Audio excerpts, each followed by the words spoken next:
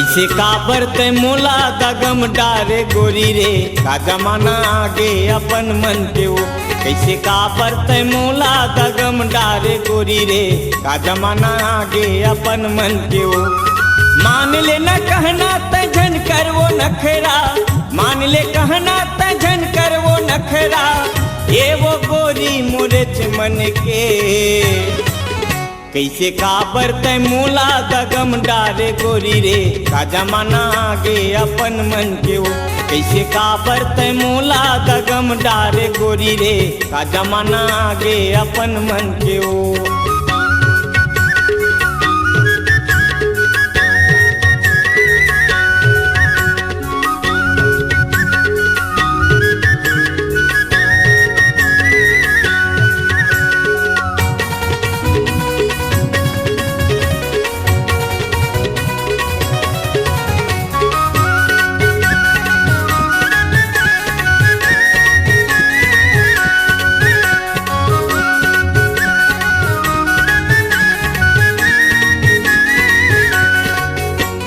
सुरता माँ बैहा घूमत रही थो का बताओ मन मुहनी गुनत रही थो।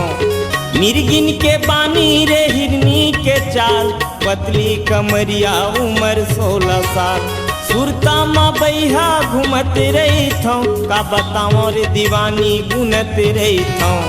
हिरनी के बानी रे मिर्गिन के चाल, पतली कमरिया उम्र 16 साल। झूलत रही थच नजरे नजर माँ, झूलत रही थच नजरे नजर माँ, ये वो गोरी मोरे मन के। कैसे काबर ते मोला दगम डारे गोरी रे का जमाना आगे अपन मन के वो।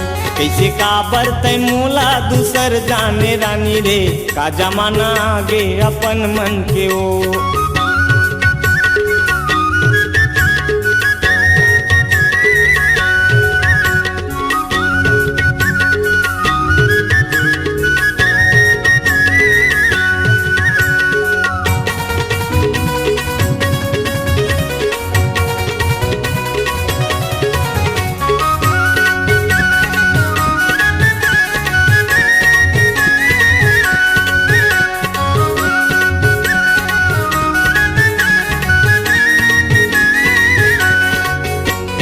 अधरे माँ झुलिया झुलाए मोला, मोर जिंदगी अधूरा है तोरे बिना।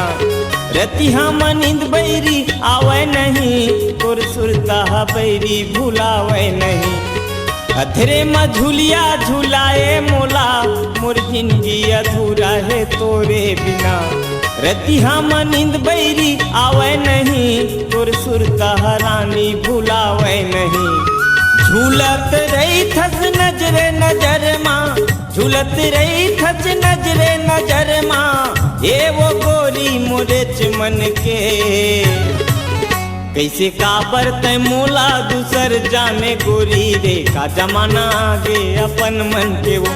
कैसे काबर ते मोला दूसर जाने गोरी रे का जमाना आगे अपन मन के वो।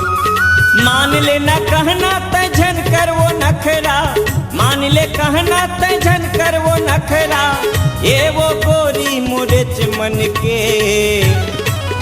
कैसे काबर ते मोला दूसर जाने गोरी रे का जमाना आगे अपन मन के वो। कैसे काबर ते मोला दूसर जाने गोरी रे का जमाना आगे अपन मन के वो। का जमाना आगे अपन मन के वो, का जमाना आगे अपन मन के वो।